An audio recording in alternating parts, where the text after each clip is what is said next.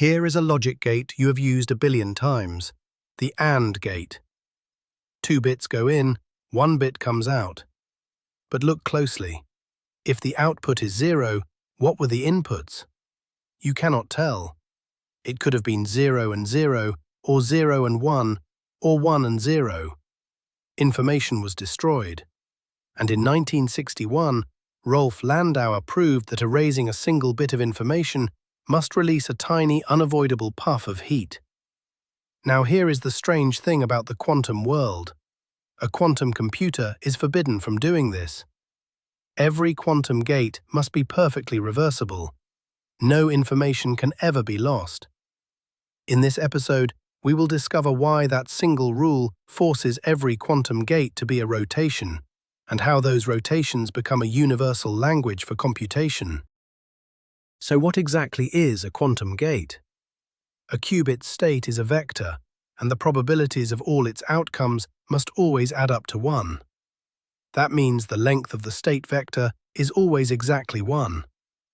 A gate transforms this vector, but it is only allowed to do so if it keeps that length equal to 1.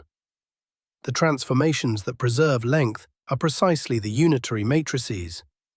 A matrix U is unitary when U dagger times U equals the identity. And this one condition carries a beautiful consequence. If U dagger times U is the identity, then U dagger is the inverse of U. Every quantum gate can be undone. So not every matrix is a quantum gate, only the unitary ones. And one crucial warning: measurement is not a gate. Measurement collapses the state, it loses information, and it can never be reversed. Let us meet the simplest gates of all, acting on a single qubit. The Pauli X gate swaps 0 and 1. It is the quantum version of the NOT gate. On the Bloch-sphere, it is a rotation by pi radians about the x-axis. Pauli Z leaves 0 alone, but flips the sign of 1. That is a rotation by pi about the z-axis. And Pauli Y is a rotation about the y-axis. Each Pauli gate is its own inverse. Apply it twice, and you return exactly where you began. But the real star is the Hadamard gate. Watch what it does to the North Pole. It sends the state 0 into an equal superposition of 0 and 1. Geometrically, Hadamard takes a pole and tips it down onto the equator. This is the gate that manufactures superposition out of certainty, and it is the doorway to everything quantum. Some gates do not move the poles at all. Instead, they twist the equator. The phase gate S adds a 90-degree twist around the z-axis. The T gate adds half of that, 45 degrees. These are quiet gates. They leave the probabilities of 0 and 1 untouched, but they shift the relative phase between them, and that hidden phase is where quantum interference will live. In fact, every single qubit gate is nothing more than a rotation of the Bloch-sphere, described by an axis and an angle. The rotation gates, Rx, Ry, and Rz. Let us turn by any angle we like about each axis. With these, we can reach any point on the sphere from any other. A single qubit is, quite literally, a tiny rotating globe. Now for a genuinely strange fact, hidden inside that rotating globe. Watch the Bloch-sphere. I will rotate it a full 360 degrees, all the way around. The sphere looks identical, but the quantum state underneath has secretly picked up a minus sign. It takes a second full turn, 720 degrees in total, before the state truly returns to itself. This is the famous double cover. The group of single qubit gates, called SU2, wraps around the group of ordinary three-dimensional rotations, called SO3, exactly twice. 2 quantum gates for every 1 physical rotation. So why can we never see that minus sign? Because a global phase is invisible to measurement. Multiply the entire state by -1, and every single probability stays exactly the same. The minus sign is real, but it hides in a place no measurement can ever reach. 1 qubit is a rotating globe. but real computation needs qubits to talk to each other. Enter the controlled NOT gate, CNOT. It has a control qubit and a target qubit, and the rule is simple. If the control is 1, flip the target. If the control is 0, do nothing. By itself, that sounds almost boring. But feed it a superposition on the control and something remarkable happens. Start with the control in an equal superposition and the target at 0. After CNOT, the two qubits are locked together. 0, 0 and 1, 1 in superposition. This is an entangled Bell-state, the very state from our earlier episodes. CNOT is an entangling gate. It can take two independent qubits and weave them into a single, inseparable whole. And with its cousins, controlled Z, swap, and the 3-qubit Toffoli gate, we hold a complete toolkit for moving and entangling quantum information. Gates are the verbs. Circuits are the sentences. In a quantum circuit, each horizontal line is a qubit, and time flows from left to right. We place gates along the wires in the order we want them applied. Here is the Bell-state factory we just built. A Hadamard on the top qubit, followed by a CNOT. But there is a subtle trap. When we write this out as matrices, the order reverses. The gate applied last sits on the left of the product. Circuits read left to right, matrices multiply right to left. And when gates act on different qubits at the same moment, we combine them with the tensor product, stacking their actions side by side.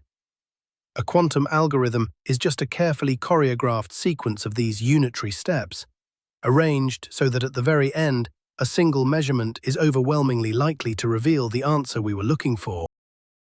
There are infinitely many possible quantum gates, one for every rotation. Must we build infinitely many machines? Thankfully, no. A small set of gates is universal. From it, we can construct any quantum computation at all. One famous universal set is Hadamard, T and CNOT. But here is the precise truth, so often stated carelessly. A finite set of gates cannot produce every unitary exactly. The rotations form a continuum, and a finite alphabet can only ever approximate them. The Solovay-Kitaev theorem is what rescues us. It guarantees that we can approximate any single qubit gate to any precision we desire, and the number of gates required grows only as a small power of the logarithm of that precision. Near-perfect accuracy is astonishingly cheap. One last warning. The gates Hadamard, S, and CNOT, the so-called Clifford gates, are not universal on their own. A classical computer can simulate them efficiently. The true quantum magic appears only when you add a non-Clifford gate, like T. We opened with an irreversible classical gate. Let us close by reconciling the two worlds. Remember the Toffoli gate. It flips its target only when both controls are 1. With it, you can build AND, OR, and every other Boolean function, but reversibly, never destroying information. Toffoli is universal for all classical reversible computation. And here is the bridge. Every reversible classical gate is simply a permutation of the basis states. A permutation matrix is built from zeros and ones, with a single 1 in each row and each column. Now check it. Every permutation matrix is automatically unitary. So classical reversible computing already lives inside the quantum world. A quantum computer can do everything a classical one can through gates like Toffoli, and then it adds something genuinely new. Gates like Hadamard and T, which create superposition and interference, filling in all the spaces between the permutations. The deep lesson of this episode is that unitary means rotation, and rotation preserves length. And that single idea reaches far beyond quantum computing.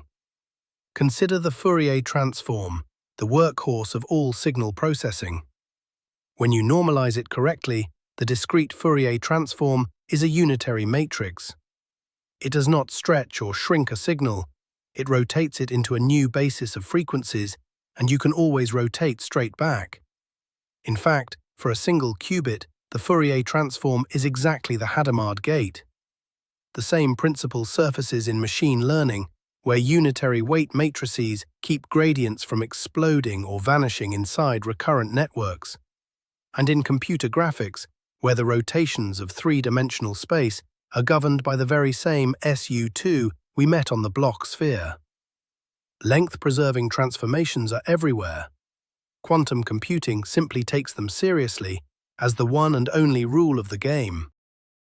So here is the whole picture. A quantum gate must be unitary, which means reversible, which means a rotation. Single-qubit gates rotate one tiny globe.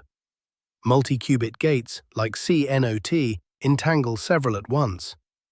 A mere handful of universal gates can approximate any computation we could ever dream of. And beneath it all runs the same length-preserving mathematics that governs Fourier transforms and three-dimensional rotations.